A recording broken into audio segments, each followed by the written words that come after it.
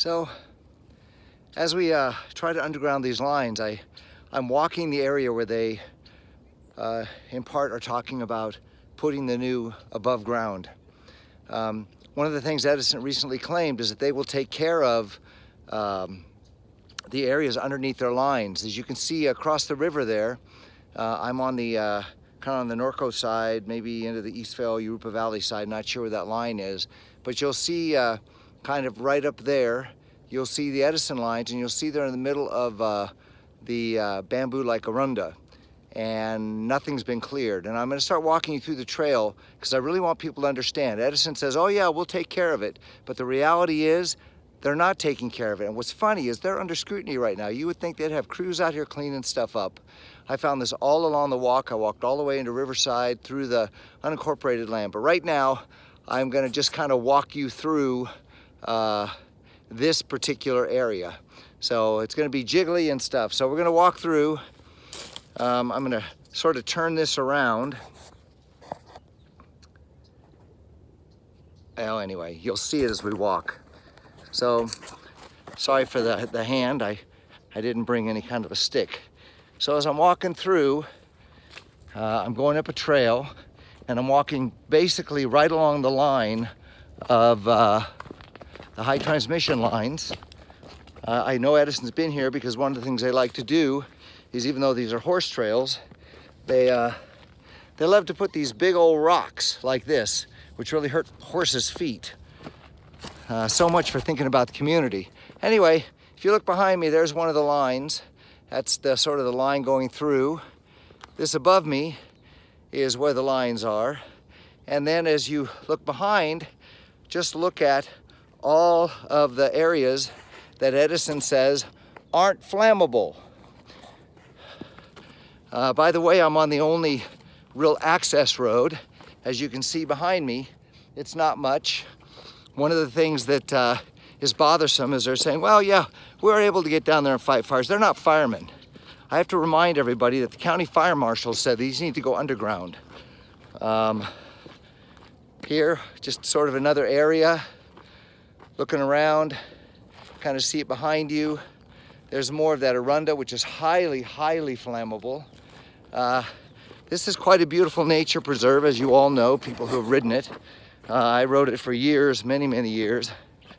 Right now, one of the things that we see that's so common is big trees growing up underneath these lines. You know, it's funny, Edison can rape our community trees to keep them below their lines, but I'm out here, look at this, look what I'm surrounded by. Look at all of this fire.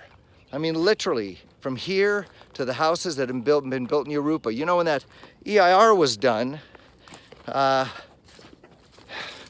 mean, Europa and Eastvale, when it began, they weren't even cities, but look at all the homes that have been built there. Look at how bad this would burn. I mean, literally burn. Here's another area. There's no effort to clean up anything. I mean, look at this behind me. Look at this tree. It's maybe 15, 20 feet below the lines. I mean, I'm not exactly sure which lines are which. I don't know. But the idea that in a wind event, something dangerous wouldn't happen is just absurd.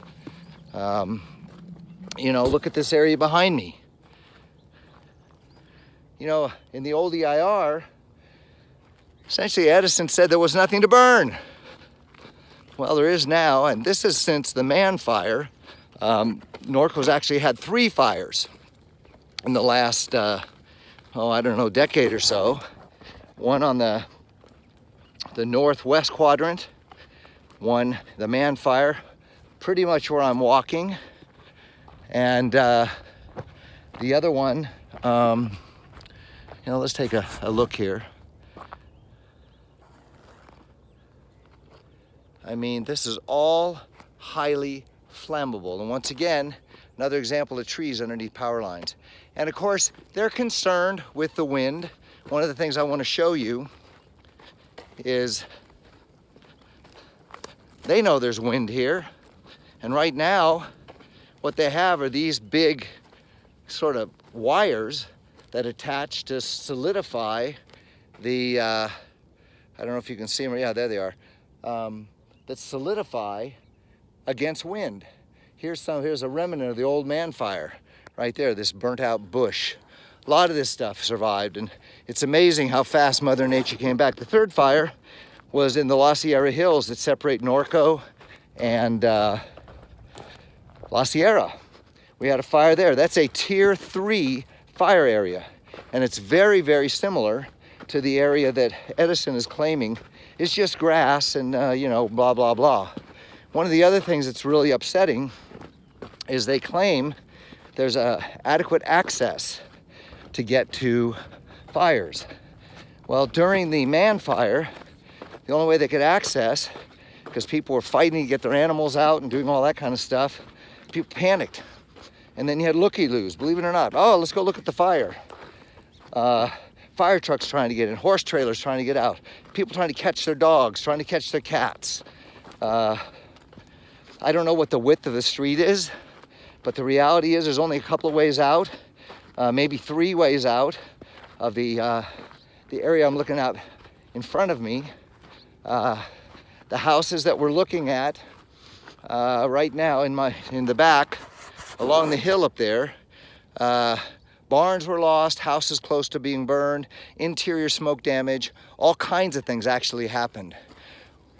Once again, we're walking up this trail. Well, there's a access road for Edison's convenience. What there isn't is, my understanding, is underneath these lines for a certain width, they are required to keep it clear. And again, right now, they're under scrutiny. So why isn't this cleared? One of the things I have not been able to confirm yet is that a lot of pressure was put on property owners along Arlington Avenue to make sure that, hey, you're gonna get cited unless you keep those weeds down. I've seen those hills, I've lived here since 1961, I've seen those hills literally stuff 6-7 feet high. And so all of a sudden right now it's all groomed, but not everywhere. And the funny thing is everybody knows how fast fire moves. It'll go across that grass like a friggin' sprinter. You'll notice right behind me, I'll try to give you another idea. Here I am in the line with the Edison line. This is where I'm standing, right in line. And if you look down this trail, you can see all of the burnable material. All this burnable material behind me is unfrickin' real. So you know, it's funny, we walked out here with a CPUC person many years ago, and that person was just appalled that they would risk this place, and subsequently we had the man fire. And again, I go to the fire marshal. It really bothers me that nobody's listening to him.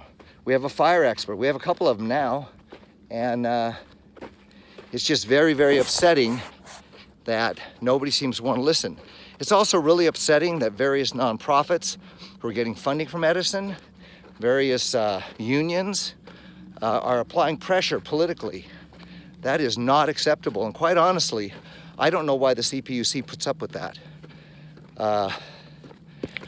The bottom line is the right thing to do is to underground these lines.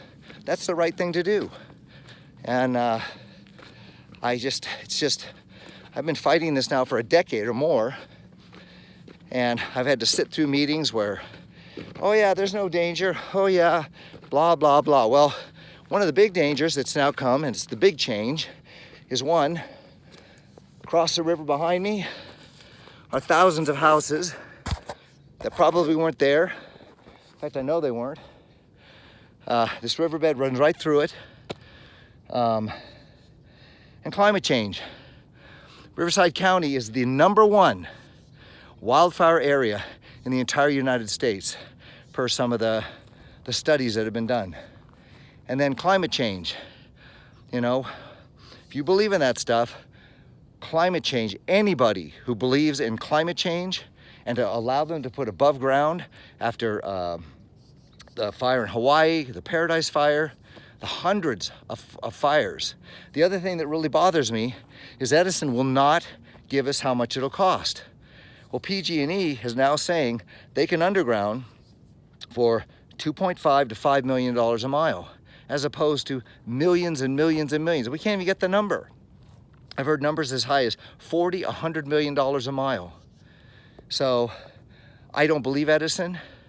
We have people on our council and on our staff that absolutely all you're doing is digging a trench and putting in lines and putting in areas to connect those lines. I mean, I really believe we need to do this for our kids. I mean, look at this behind me. You can see this ridge line up there, this cliff. People live there.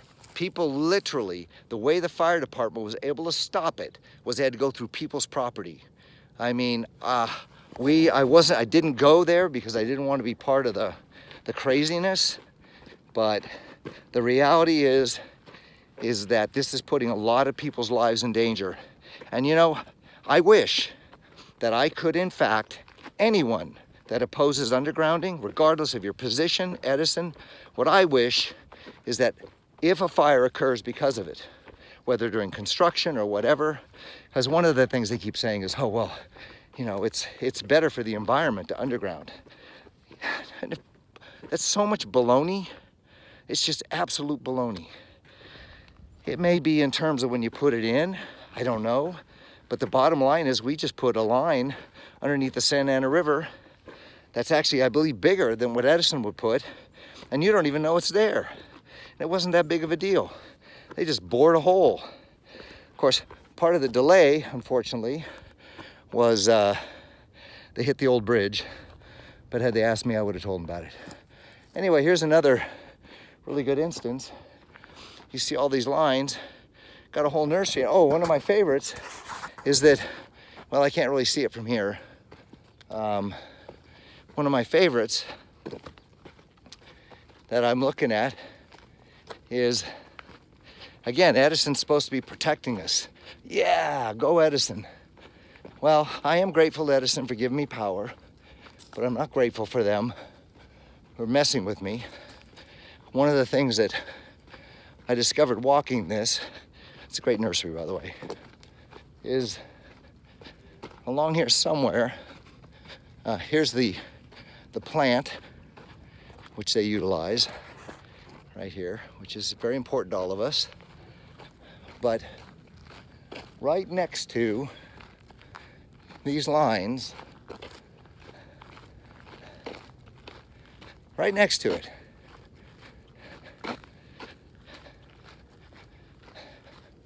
so here I'm walking the pathway of the lines, but right next to it,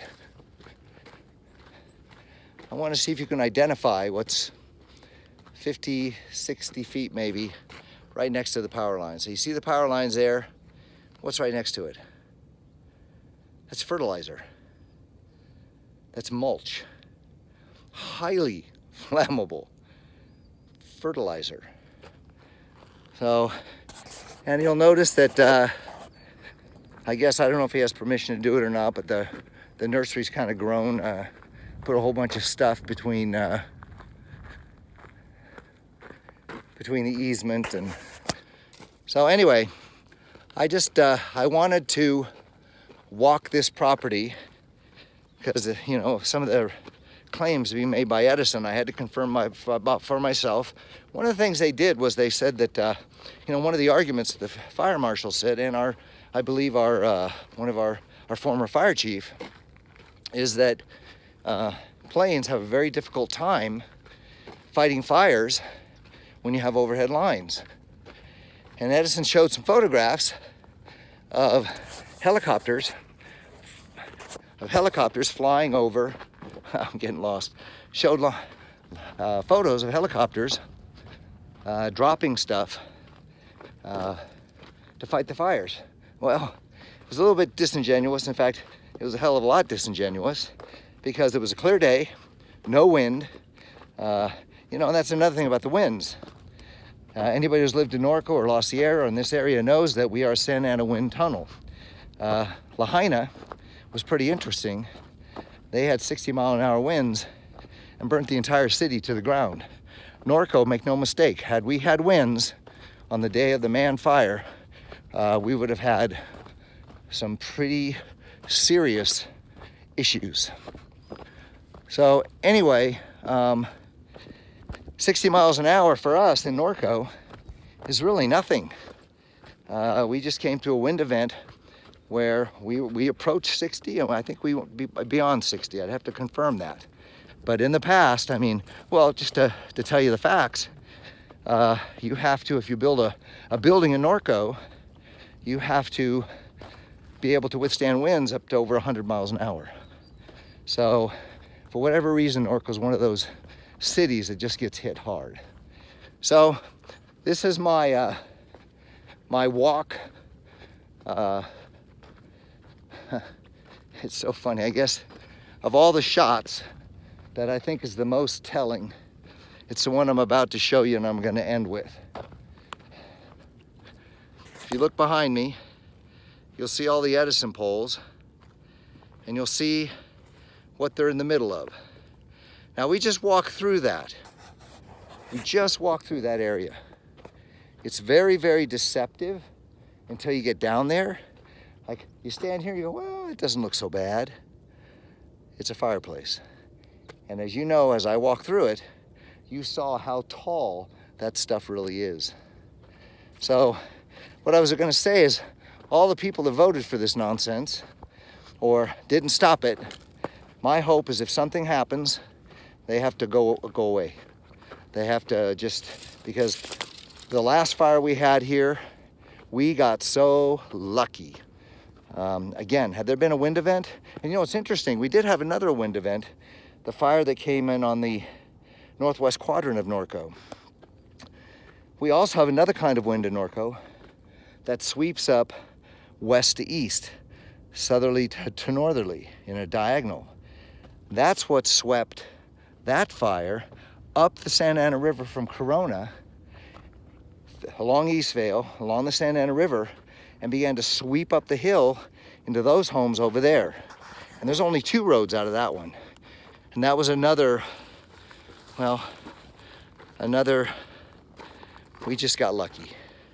So anyway, I hope that this has illuminated people on the RTRP. Kevin Bash, Mayor Pro Tem. I'll be putting this on YouTube, and talk to you later.